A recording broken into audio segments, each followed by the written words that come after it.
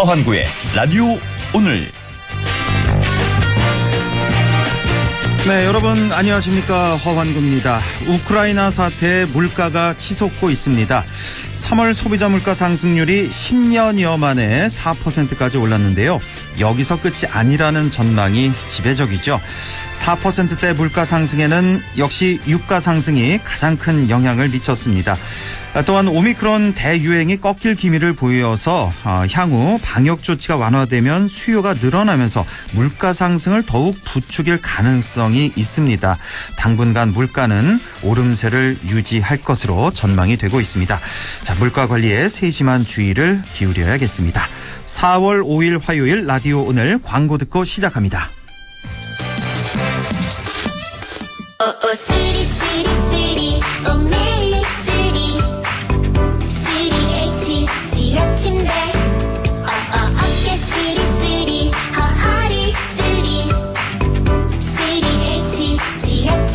의료용 진동기는 3H 지압 침대. 의료기기 광고 심의필.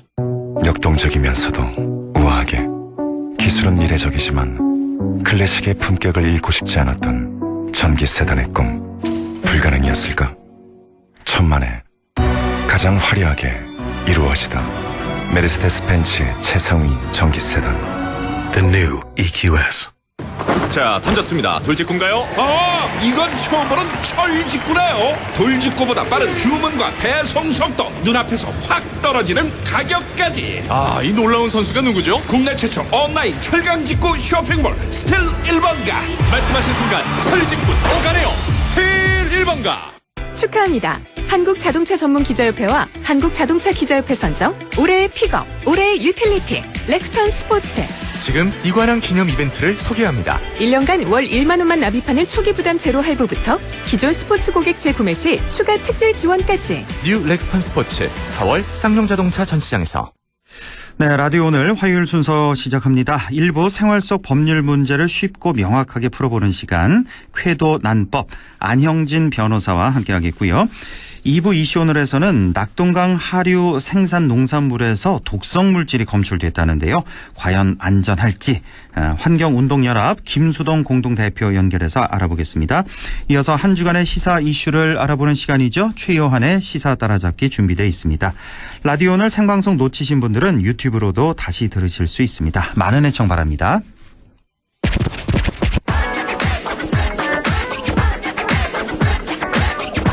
네, 안형진의 쾌도난법, 생활 속 어렵고 복잡한 법률 문제 쉽고 재밌게 풀어보겠습니다. 오늘도 안형진 변호사 연결되어 있습니다. 안녕하십니까? 네, 안녕하십니까. 안형진 변호사입니다. 예, 오늘은 이제 종중 관련 법률 문제를 준비하셨다고 들었는데, 자, 네. 우리 지역 경북은 예로부터 이제 유교 문화의 중심지였고, 또 그만큼 활동하고 있는 종중도 많고요. 또 종중이 소유한 재산도 상당해서 종중과 관련된 법률 분쟁도 우리 지역에서 특히 많이 발생하고 있다고 하는데요. 오늘 이 종중과 관련된 법률 문제 얘기 나눠보겠습니다. 자, 일단요, 그 법률 문제 들어가기 앞서서 종중, 정확히 이 종중이란 게 어떤 의미인지 이것부터 좀 알아보죠.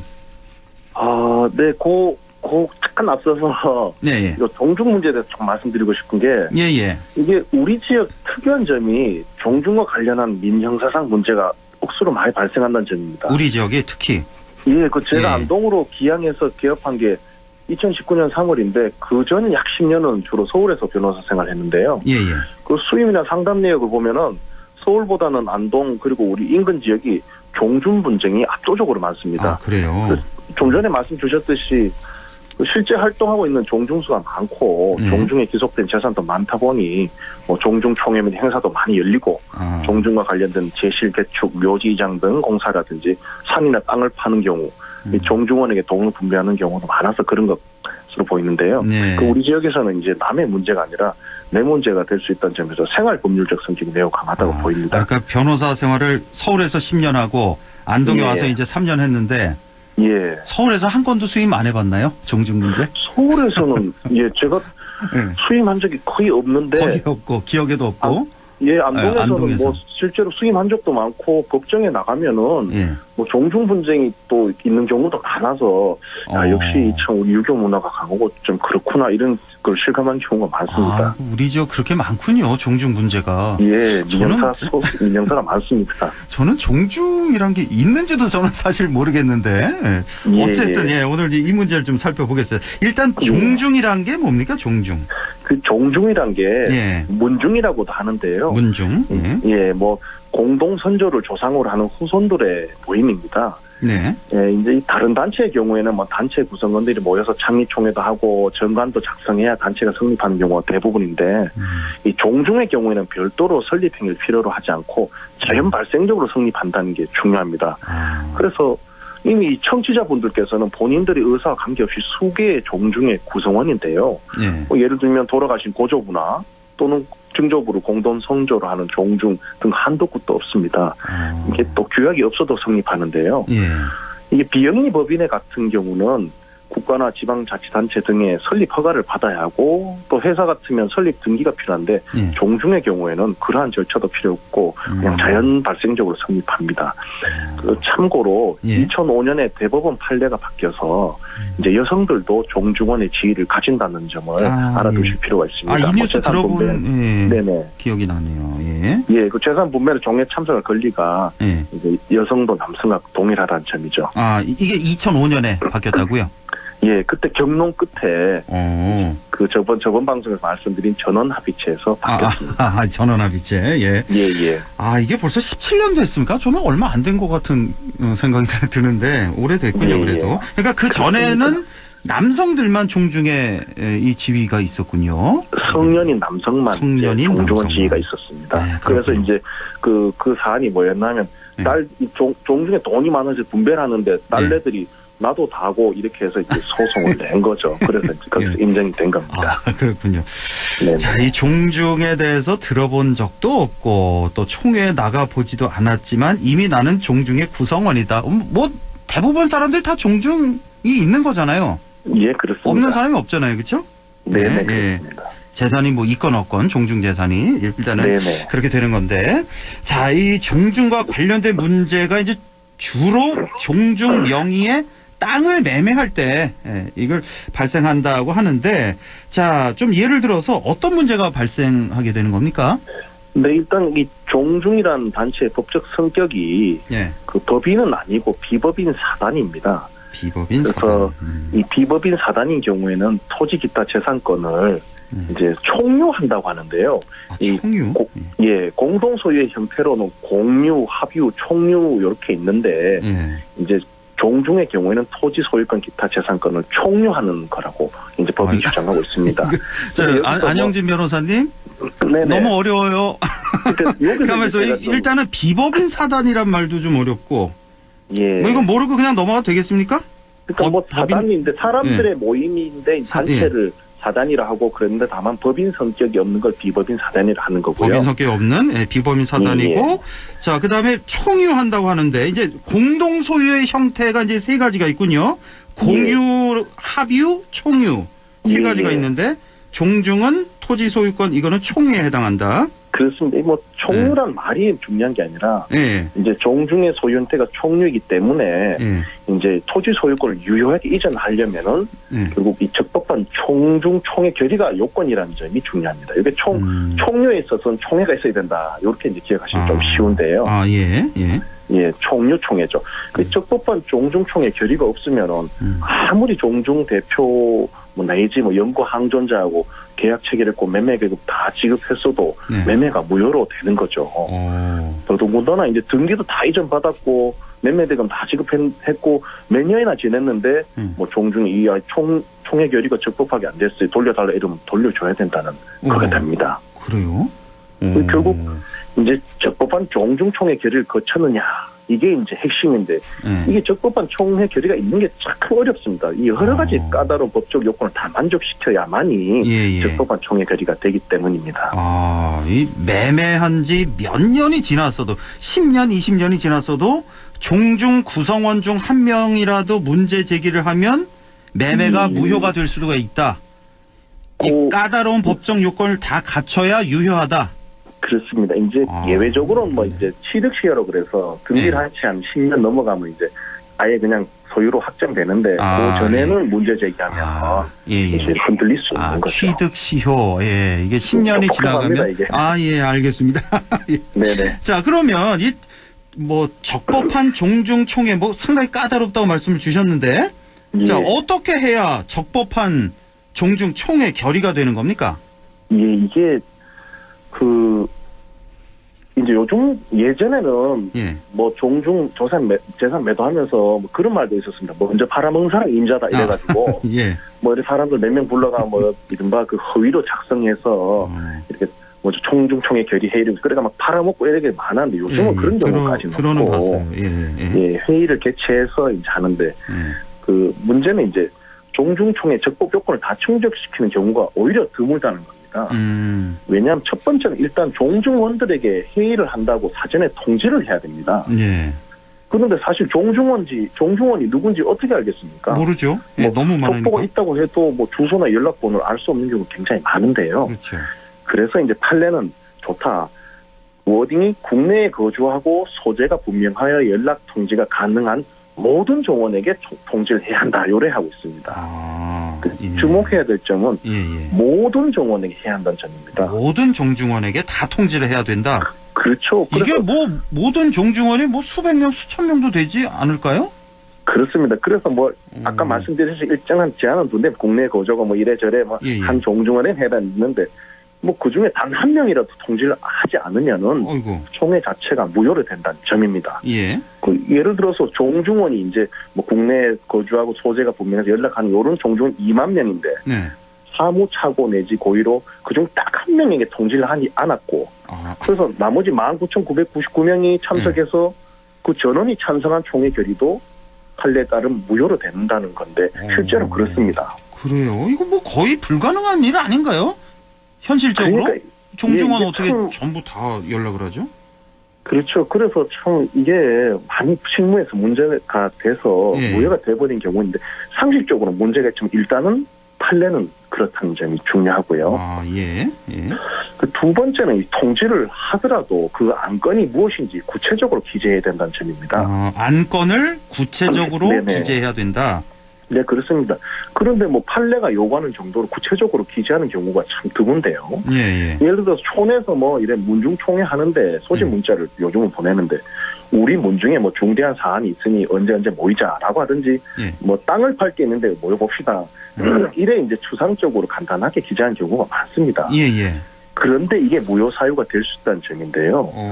또 중요한 건 뭐가 구체적이고 뭐가 구체적인 게 아니냐. 요 경계가 애매하다는 점도 문제입니다. 참, 여기 구체적이 아니면 이제 또 그런 통지가 가면은 또 무효가 돼버립니다. 그러니까 적법한 종중총회가 되려면 크게 봐서 두 가지군요. 모든 종중원에게 다 통지를 해야 된다는 거 하나. 그다음에 그렇습니다. 두 번째가 그 안건이 무엇인지 구체적으로 기재해야 된다. 알려줘야 된다. 그런데 그렇습니다. 그 구체적인 게 어느 정도 선인지 그것도 애매하다. 법 해석이. 그렇습니다. 이렇게 봐야 되겠군요. 그러니까 뭐 그러면 뭐 여기 뭐 어떤 집안에 땅을 팔 게 있으니까 모이세요. 이건 안 된다는 얘기네요. 그러니까 어떤 집안의 땅을 뭐 얼마에 누구에게 뭐 언제까지 잔금 치르겠다 뭐 상당히 구체적으로 적어야 된다는 거군요.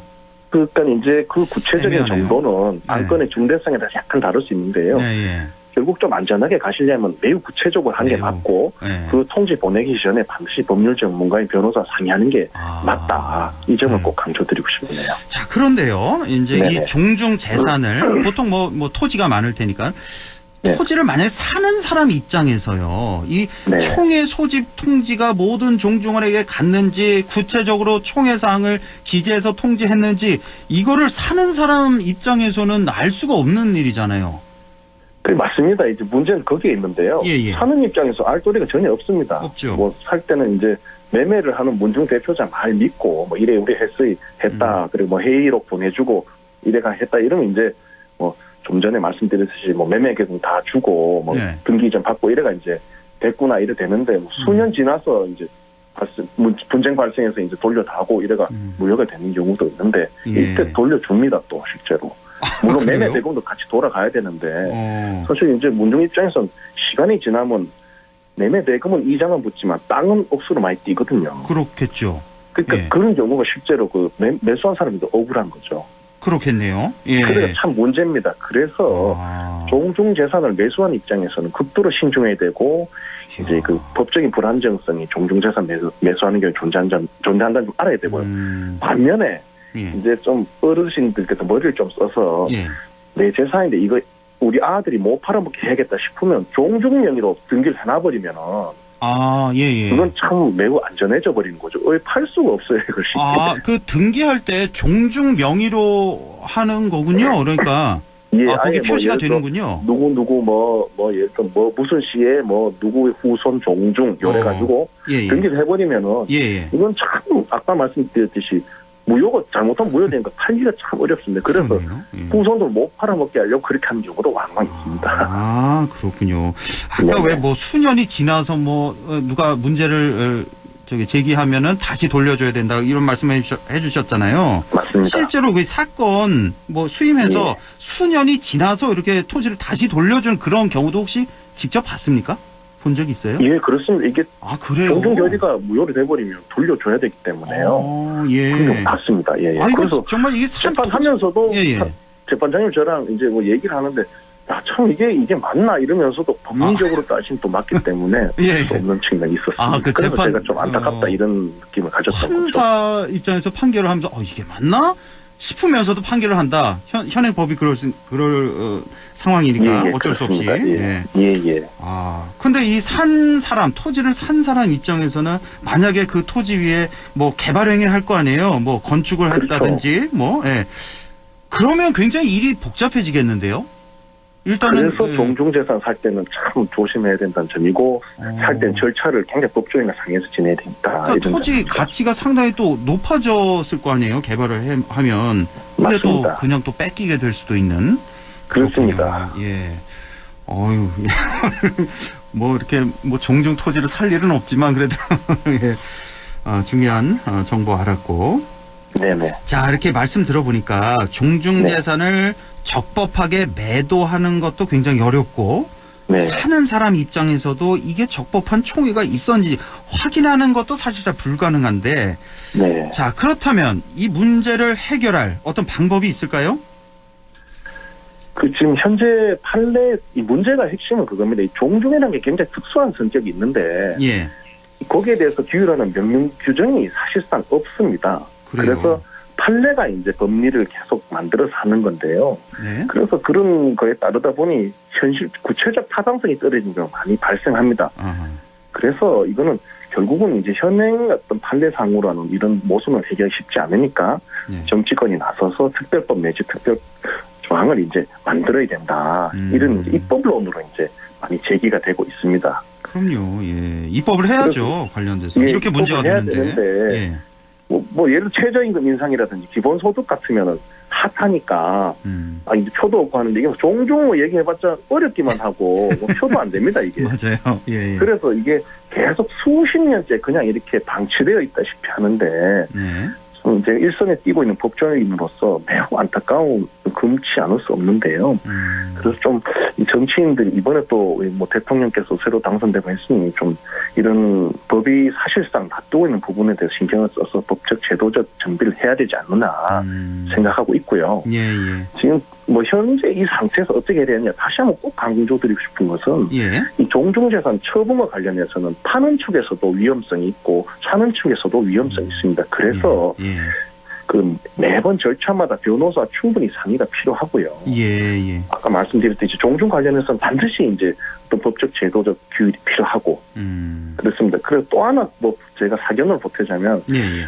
참 이게 저희 일선 법조인들이 아무리 이게 외부에서 참 부르짖어도 이 제도권에서 안 받아들이니까 그런데 그래서 참 정치인들을 잘 뽑아야 되지 않는가. 예. 그래서 지방선거 곧 다가오는데 좀이라도 더 나은 사람 뽑아서 해야 되지 않나 이런 좀 생각이 듭니다. 그렇죠. 예. 그러니까 종중 재산 매매 거래할 때는 네. 사전에 반드시 변호사와 상의를 하는 게 필요하다는 거 한 가지. 맞습니다. 그다음에 이 법률 제정 및 개정이 필요하다는 거 관련된. 맞습니다. 그리고 그런 아주 똑똑한 정치인을 잘 우리가 뽑아야 된다는 점, 이 말씀까지. 그렇습니다. 알겠습니다.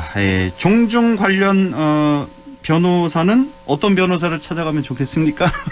아유, 뭐 안영진 변호사라고 말씀을 드릴 수밖에 없습니다. 네, 농담이고요. 네, 반드시 저 변호사 상의를 하시는 게 좋겠습니다. 네, 오늘도 말씀 잘 들었습니다. 고맙습니다. 네, 감사합니다. 네, 지금까지 안영진의 쾌도난법 안영진 변호사와 함께했습니다. 라디오 오늘 잠시 후 2부에서 뵙겠습니다.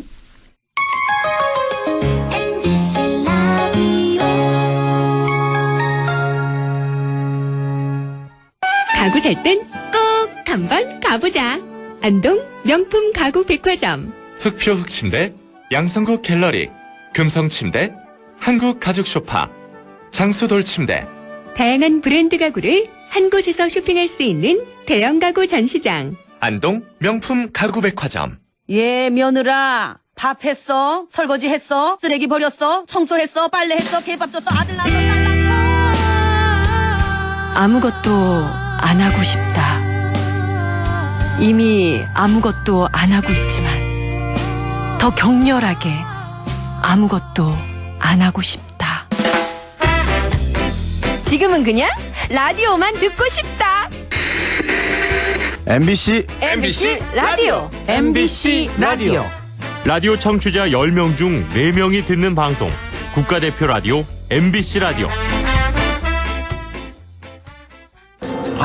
이거 마스크 끈이 끊어졌네. 어떡하지? 이거 쓰실래요? 새 건데. 감사합니다. 모르는 사이지만 서로 배려하고 유모차. 계단 위험해요. 아이고, 고맙습니다. 문화는 다르지만 서로 도움 주고 여기 착한 빵집 돈 찔러러 왔어요. 진짜요? 너무 감사해요. 방식은 다르지만 함께 응원하고 사진 보낼 땐 이걸 누르시고 찬송. 이제 알겠네. 고마워요. 세대는 다르지만 소통을 이어가는 우리. 존중과 배려가 우리를 하나로 이어줍니다. 공익광고협의회. 마음을 열어줘. 다가가 나 속삭이도록. 언제나 내 생각으로 행복해야 해요.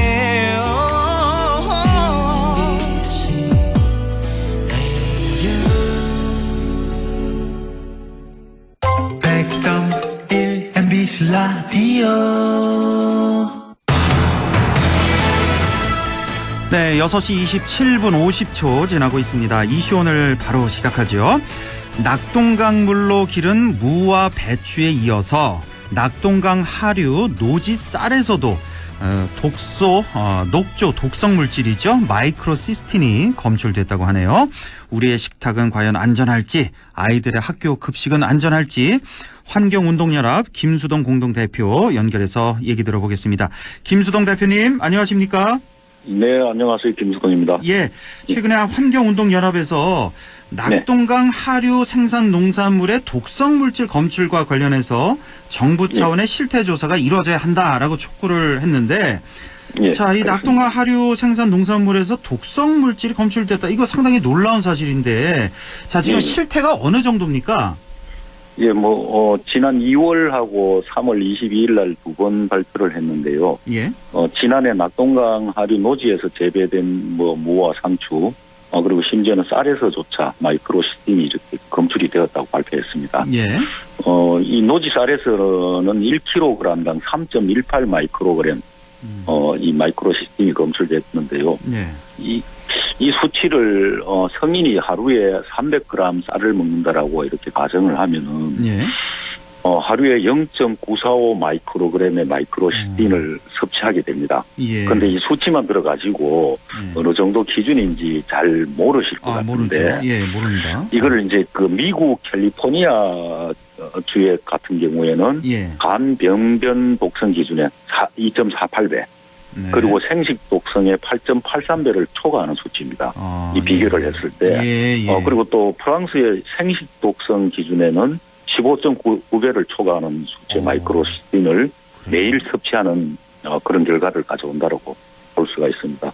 그런데 이런 상황이라면은 정부에서는 신속히 조사를 하고 대책을 하는 것이 당연하다라고 생각이 드는데 지금은 그렇지 못하고 있습니다. 말씀 들어보니까 상당히 심각한데요. 그러니까 미국 캘리포니아주를 기준으로 하면 생식 독성이 약 8.8배.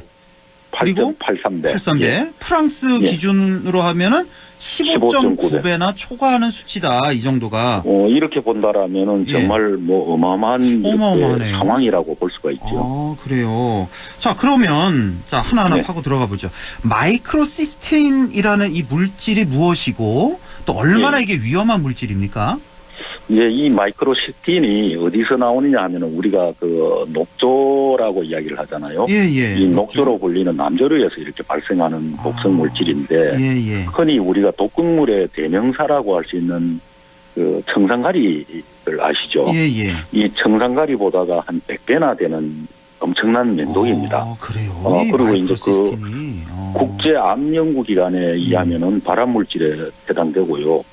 그리고 이제 뭐 간과 폐 그리고 혈청, 심경, 뇌에 영향을 끼치고 심지어는 이제 정자와 난자에까지 영향을 끼치는 생식 독성까지 띠고 있는 아주 위험한 물질이죠. 이 마이크로시스틴이 이렇군요. 그러니까 한마디로 청산가리의 100배나 되는 맹독이다.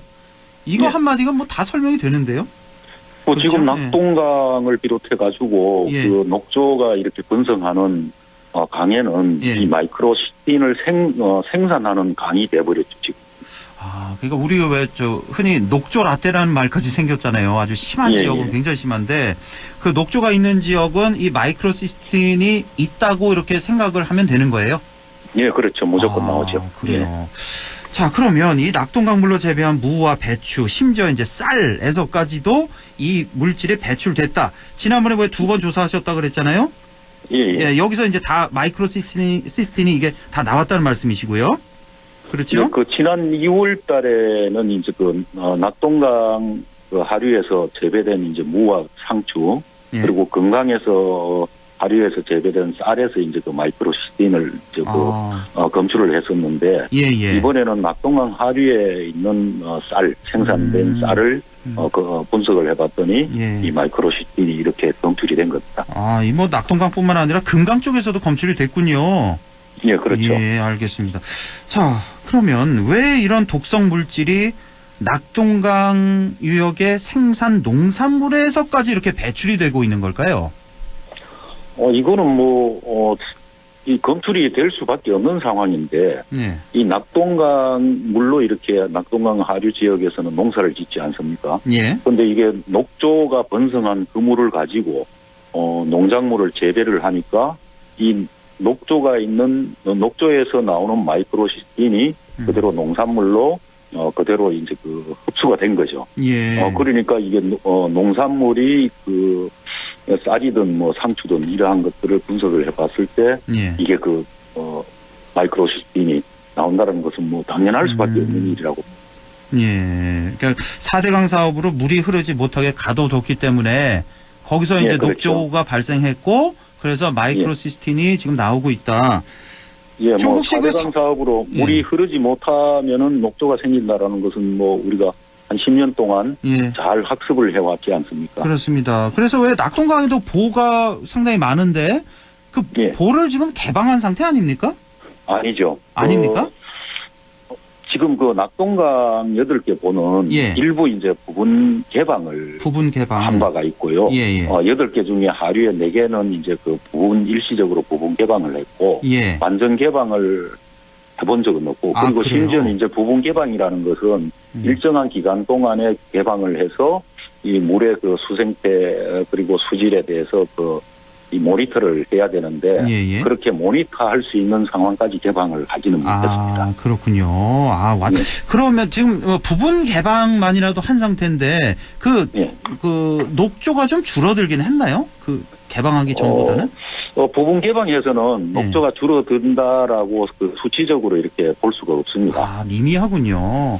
금강하고 영산강은 완전 개방을 해서 모니터를 해보니까 최저 뭐 한 93%에서 99%까지 녹조가 이렇게 줄어드는 걸 확인을 했죠. 거의 다 없어졌네요, 그러면? 그렇죠. 지금 한강하고 금강은 보는 이런 모니터를 전혀 해보지를 못했습니다. 그래요. 그러니까 그 아까 뭐 영산강 그쪽 완전 개방했다고요? 영산강 쪽? 예. 금강하고 영산강 개방하면서 모니터 결과가 나왔기 때문에 그래요. 거기에 있는 내개보에 대해서는 처리 방안이 지난번에 나왔었죠. 아니 그럼 이렇게 마이크로시스틴 이 독성 물질이 나오고 있는데 이거 전부 다 개방을 해서 녹조를 좀 없애야 되는 거 아닌가요? 당연히 그렇게 해야 될 것 같은데. 저희들 시민단체에서는 이걸 당연히 보를 개방을 하고 4대강을 재자연화해야 된다라고 주장을 해왔고, 그리고 문재인 대통령은 후보 시절에도 그렇게 공약을 했고, 그리고 대통령이 되고 나서 국정 핵심 과제로 이렇게 4대강 재자연화를 이렇게 전명을 했습니다. 그런데 이제 낙동강하고 한강은 사실은 개방해서 모니터링조차도 못하는 거죠. 그래요. 자, 그럼 개방을 해야 될 것 같은데 왜 안 하고 있는지 상당히 좀 의문이 좀 가는데요. 일단 현 정부의 그 의지도 있고 한데 이 문제는 좀 나중에 좀 알아보고 지금 환경운동연합에서는 해당 농산물의 학교 급식 사용을 금지해야 한다 이렇게도 또 발표를 하셨는데.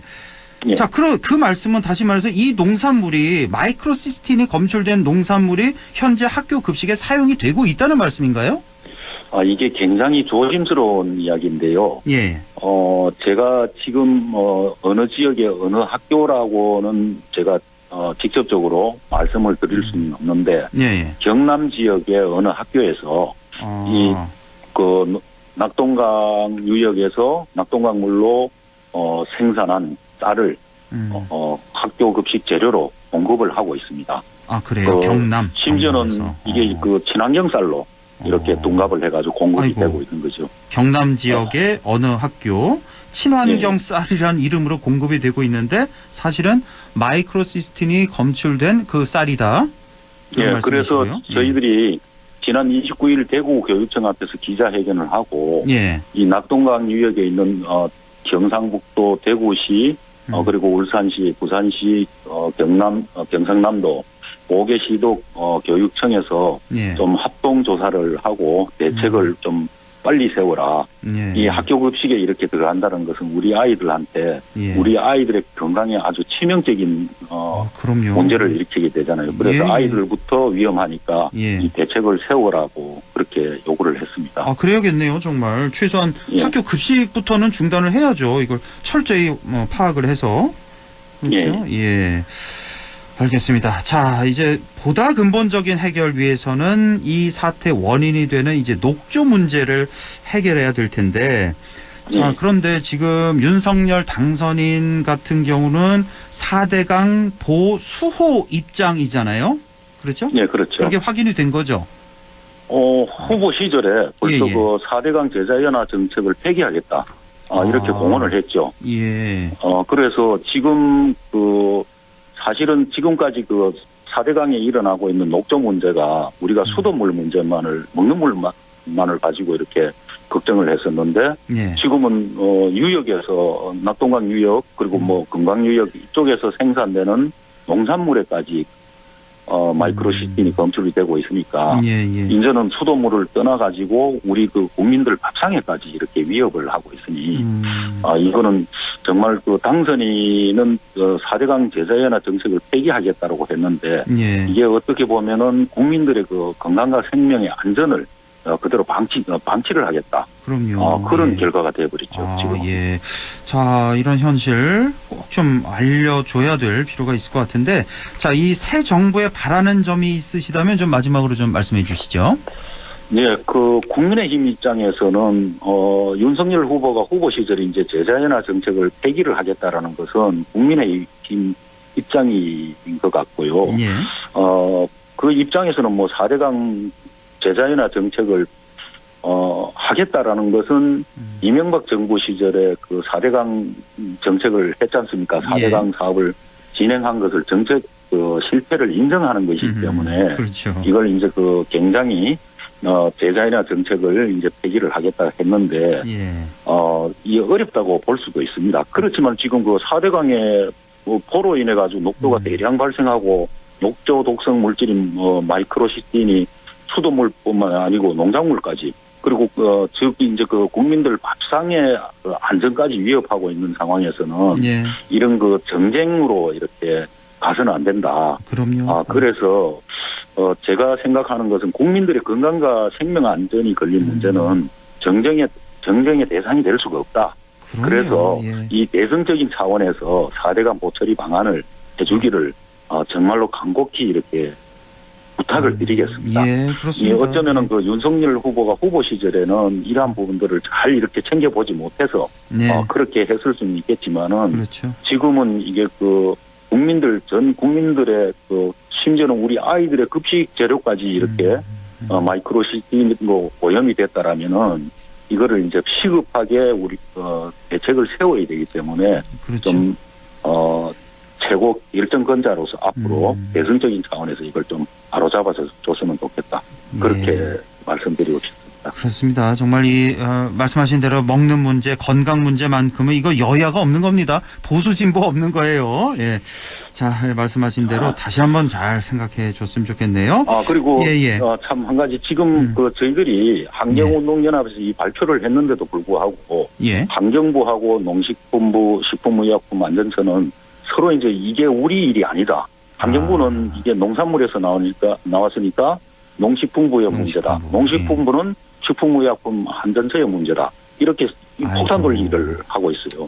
그렇군요. 과연 이렇게 해서 지금 현 정부나 앞으로 그 다가올 미래 정부는 아예 폐기를 하겠다고 했으니 과연 이 국민들의 그 건강과 안전을 누가 책임을 져야 될지 네. 이 정말 걱정스럽기 짝이 없습니다. 이 문제 정말 좀 더 좀 이슈화가 돼야겠네요. 자, 오늘 네. 낙동강 녹조가 농산물에 미치는 영향, 또 학교 급식도 위험하다는 그런 말씀까지 나눠봤습니다. 자, 대표님 말씀 잘 들었습니다. 고맙습니다. 예, 감사합니다. 네, 지금까지 환경운동연합 김수동 공동대표였습니다. 라디오 오늘에서는 청취자 여러분의 참여를 기다리고 있습니다. 우리 지역에서 발생한 사건 사고 소식이나 함께 토론하고 싶은 내용을 안동 MBC 홈페이지 라디오 오늘 게시판에 올려주시기 바랍니다. 전화와 문자 참여도 하실 수 있습니다. 전화는 851국에 7191번, 문자는 샵 0913번으로 보내주시면 됩니다. 문자는 단문 50원, 장문 100원의 정보 이용료가 있습니다. 여러분의 많은 참여 바랍니다.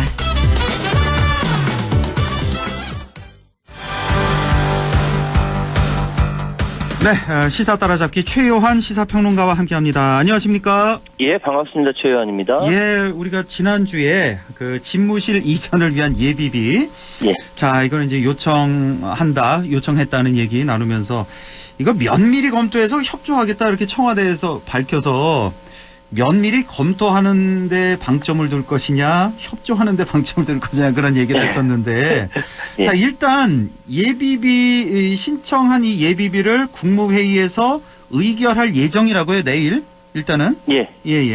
내일 김부겸 국무총리 주재로 임시 국무회의를 열어요. 예. 그 임시 국무회의를 통해서 예비비를 의결한다라고 합니다. 이거는 이제 문재인 대통령이 직접 예비비의 빠른 처리를 지시했다. 라고 하거든요. 예. 청와대 관계자는 문 대통령의 이 지시 배경에 대해서는 지난달 28일 그 문 대통령하고 윤 당선자하고 회동하면서 큰 틀에서 잘 협조하기로 했다. 그래서 잘 협조하고 있다라는 것이죠. 예.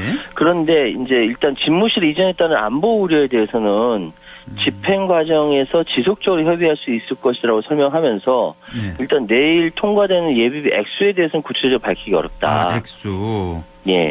저기 인수위에서 496억 원 신청했잖아요. 예, 그렇습니다. 그런데 그 496억에서 일단 정부 측에서는 지금 정부와 인수위가 360억 원대 규모로 일단 예비비를 편성한 뒤에 세부 조율을 거치고 있다라는 얘기가 나오고 있어요. 예. 그러니까 집무실 이전에 총 496억 원이 필요하다라고 얘기했는데 그게 이제 국방부 합창 건물 이전이라든지 다른 리모델링 공사 등등의 비용이거든요. 예. 근데 일단은 이 중 한남동 공간 리모델링 비용 그리고 국방부 청사 리모델링 비용 등을 포함한 360억 원을 일단 집행한다라는 것이고요. 예. 추후 조율 과정에서 이 360억 액수는 조정될 가능성이 있다. 그러니까 지금은 일단은 내일 496억 원 중 임시 국무회의를 통해서 360억 원 정도 뭐 이게 편차는 있겠지만 이 부분은 이제 일단 통과가 될 것 같고요. 나머지 부분은 차차 협의를 해 나가겠다고 밝혔습니다. 뭐 나머지는 뭐 한 130여 원 정도는 추후에 또 통과시킬 가능성이 있다는 말씀이시고, 자, 윤 당선자 같은 경우는 이제 선거 과정에서 나온 공약이 국정과제에 제대로 반영되도록 인수위에 당부했다고요? 오늘 통이동 인수위 사무실에서 인수위 간사단 회의를 윤 당선자가 직접 주재를 했거든요. 그러니까 분과별로 국정과제들이 취합되어 있는 것을 알고 있는데 우선 이 중 우선 추진해야 할 과제들에 대해서 선별 작업이 진행될 것이다라고 얘기하면서 이 원희룡 기획위원장께서 공약의 배경, 검토 자료 등을 충분히 설명해달라라고 요청했습니다. 그러니까 현장에 답이 있는 만큼 현장의 목소리를 경청해달라라고 이제 회의도 형식보다 내실이 중요하다. 굉장히 이제 그 인수에서 속도를 내고 있는 것이고요. 한편 안철수 인수위원장은 이번 산불 이재명 피해 지원과 관련돼서 현재 집을 잃은 이재명 지원금 규정이 주거비 1,600만 원, 1인당 구업이 48만 원이었다. 이게 사실 접하고 숨이 턱 막혔다. 그러니까 시대가 변하고 물가가 오르고 근데 이게 과거라는 거죠. 주거비 지원 인상을 하는 것이 합리적이다라고 이야기했고요. 그렇죠. 이 기타 대형 산불에 관련돼서 여러 가지 지시를 했죠. 자, 그런가 하면 국민의힘 이준석 대표 연일 이슈 중심에 있는데 저희가 어제 또 장애인 단체와 또 그쪽 인터뷰도 했습니다마는 이 전장연을 겨냥해서 사과할 일이 자신은 없다. 이준석 대표는 난 사과할 일 없고 오히려 전장현 측에서 자신에게 사과하면 그거는 받아주겠다. 이렇게 오늘 방송에서 또 얘기를 했네요. 그렇습니다. 지금 오늘 라디오 방송에서 제가 전장현에 대해서 잘못한 발언이 있다면 소개해달라고 전장현 측에 말했는데 아직까지 답이 없다. 그래서 사과할 일 없다라고 밝힌 거예요. 오히려 장애인 혐오 프레임을 씌우려고 했던 전장현이 사과한다면 받아줄 의향이 있다. 라고 답변을 했어요. 그러니까 지금 전장현 시위에 참여해서 정치인의 한 사람으로서 책임을 통감하는데 무릎을 꿇고 사과한 같은 당 김혜지 의원에 대해서는 물론 김 의원의 뜻도 있겠지만 전장현 정책국장 하시던 분의 배우자가 김 의원 씨 비서관으로 계신데 이런 특수관계 얽혀서 얽힌 분이 자꾸 나서면 오해가 생긴다. 라고 이제 아예 선을 그어버린 거예요. 그리고 이제 이후에 또 이제 차기 당대표 선거와 관련돼서 특정 인사들을 익명으로 거론하면서 이들이 도전하면 자신도 나설 수 있다. 그러니까 뭐라고 표현했냐면 C나 D가 도전하면 그분을 막기 위해서 뭐라도 해야 한다. 제가 생각하는 B 의원이 도전한다면 저는 그분을 밀 것이다. 그러니까 이제 C와 D가 누구냐 진행자가 물어보니까 안 알려준다라고 이야기를 했습니다. 그러니까 거기 C와 D 중에 안철수 의원이 포함되느냐 안 되느냐 이게 궁금하잖아요, 국민들은. 그러니까요. 그러니까 그 C와 D가 누구냐, 그중 한 명이 국민의당 안철수 대표냐라고 질문하니까 안 알려준다라고 답변을 피한 거예요. 맞다는 얘기 아닌가요, 이거는? C와 D 중에. 우리 청취자 여러분의 판단에 맡기겠습니다. 그렇군요. 자, 최저임금 심의가 벌써 열리는군요. 내년에 이제 적용할 최저임금 심의가 이제 오늘부터 시작이 된다고 하는데, 자, 앞으로 이제 출범할 윤석열 정부의 노동정책의 첫 시험대다. 뭐 이렇게 볼 수가 있겠네요. 그렇습니다. 이번 최저임금 심의는 그 연대와 결이 좀 다릅니다. 문재인 정부의 소득주도 성장 정책을 걷어내려는 윤 당선자 측과 이 소득주도 성장 사수를 내세운 야당과의 한판 대결의 양상이다. 이런 식으로 이제 보도가 나오는데요. 일단 최저임금위원회는 오늘 2023년 최저임금 결정을 위한 첫 전체회의를 열었습니다. 심의 의결 시한이 6월 29일이거든요. 생각해보시면 지금까지 한 번도 지켜진 적이 없어요. 항상 그 시한을 넘겼죠. 더군다나 올해는 정권 교체 뒤 첫 심의여서 막판까지 치열한 삿발 싸움이 벌어질 전망이다라는 이야기가 나오는데요. 그래서 7월 중순쯤 결론 날 것이다. 이런 관측들이 많더라고요. 한 달쯤 뒤에. 일단은 윤 당선자는 민간 주도의 일자리 창출과 기업이 성장할 수 있도록 자유와 창의를 보장하는 정책을 공약으로 내셌고, 기업 활성화를 통해 경제를 성장시키고 삶의 질을 높이는 행복 경제를 천명했는데 이것이 이제 소주성과는 정반대죠. 그렇죠. 그러다 보니까 윤 정부의 소주성 드러내기와 민주당의 소주성 지키기의 첫 격정장이 될 것이다. 라고 이야기하는데 지금 뭐 안팎으로 이 소주성을 지켜야 된다. 그러니까 최저임금을 더 올려야 된다. 아니다. 지금도 높다라고 하면서 여러 가지 이야기들이 많이 나오고 있습니다. 지금 일단은 윤 당선자 측에서는 최저임금 취지는 훼손하지 않으면서 임금을 국가가 일률적으로 정하는 방식을 지향하고 시장의 자율성을 활성화하는 방향이라고 하는데 과연 이것이 이제 어떤 식으로 구체화될 것인지 이 부분은 좀 미지수입니다. 어쨌든 상충하는 부분이기 때문에 일단은 일하는 저소득층의 소득을 국가가 보전하고 책임지는 일하는 복지를 강조를 하고 있다라고 하는데요.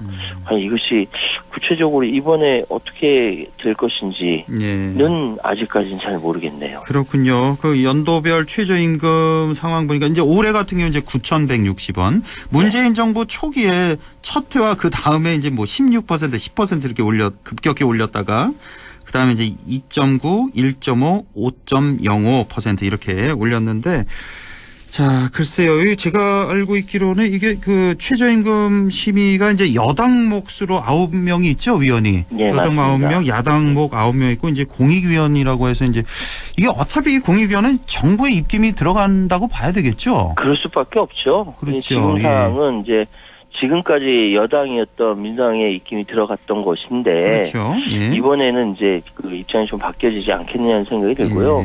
또 한 가지 더 이제 관심이 가는 것이 최저임금 인상률 못지않게 최저임금의 차등 적용이 또 쟁점이 될 것 같아요. 뭐 지역 간의 차등 적용 뭐 이런 거 있잖아요. 윤 당선자가 지역과뿐만 아니라 업종별 차등화를 공약했었기 때문에 맞습니다. 이 부분은 이제 경영계는 찬성, 노동계는 반대 입장이거든요. 그러니까 그러다 보니까 이 부분 역시 굉장히 예민한 부분이고 자칫 잘못하면 낙인 찍기 효과도 나타나기 때문에 충분히 토론이 돼야 되는데 이 최저임금의 차등 적용 어떻게 될 것인지 이것도 주목이 되고 있습니다. 알겠습니다. 자, 이번에 진단 키트 얘기 잠깐 좀 해볼까요? 뭐 지금까지는 뭐 6,000원으로 고정된 가격이었는데 지금 이제 오늘부터죠. 이 고정 가격을 해제했습니다. 근데 현장에서 여전히 6,000원에 판매되고 있다고요, 오늘? 그러니까요. 시민들이 지금 증상이 의심될 때마다 키트를 구매하는데 이게 개당 6,000원이 싼 게 아니거든요. 이거 좀 비싸요. 자주 하게 되면. 근데 지금 저도 이렇게 찾아봤는데 저 사무실 앞에 있는 약국에서도 6,000원에 여전히 팔고 있어요, 지금. 약국뿐만 아니라 편의점 모두 현행 가격 6,000원 계속 유지하고 있고요. 일단은 이제 약국과 편의점에서는 가격을 올리거나 내릴 유인이 없는 데다가 갑작스러운 가격 변동이 오히려 사적이나 불필요한 경제에 부추길 수 있다. 뭐 이런 얘기도 나오고 있거든요. 그러니까 그거 파는데 왜 6,000원에 팔아요? 라고 물어봤는데요. 6,000원의 가격이 정해져 있습니다라고 얘기를 하는 거예요. 하지만 사실 이게 되게 비싼데 그 주변에서 보면은 이제나 저제나 나 혹시나 몸이 약간 이러면 이제 바로 구매해서 사용하는데 이 한 가족 전체에 다 사용하고 뭐 이렇게 되면은 이거 보통 문제가 아닌데 어쨌든 지금 식약처에서는요 고정된 가격을 풀었기 때문에 경쟁을 통해 가격이 떨어지길 기대하고 있고 과거에는 수요 폭증으로 많은 폭리를 취했다면 이젠 공급이 많아졌으니까 그렇게 하면 팔리지 않을 것이고 약국이나 편의점에서는 20개씩 들어있는 대용량 재고를 다 팔아야 하기 때문에 오히려 가격을 떨어뜨리거나 6,000원으로 다 팔고 얼른 소진시키려 할 것이다. 라고 이야기를 하고 있습니다. 알겠습니다. 이게 그대로 될 것인지 왜냐하면 코로나가 언제 끝날지 모르는 상황이기 때문에 지금 좀 불안하다라는 생각도 드네요. 오늘 말씀 여기까지 듣죠. 지금까지 최요한 시사평론가였습니다. 고맙습니다. 감사합니다.